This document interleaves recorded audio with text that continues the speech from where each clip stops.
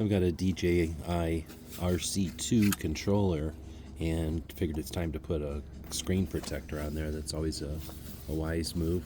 So I got this one based off of reviews, the 9H glass tempered, and then this one has a fixture to help install. So if I get the box open here, you can pull out this tray, and inside the silicone bag we're going to find a fixture that will just set on top of the controller here.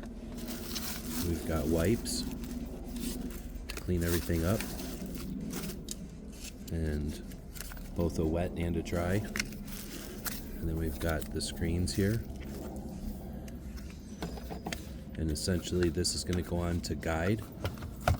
You'll clean everything, you'll set it in place, and then it'll put it on very easily. And there's a couple of them in here. Hope this helps.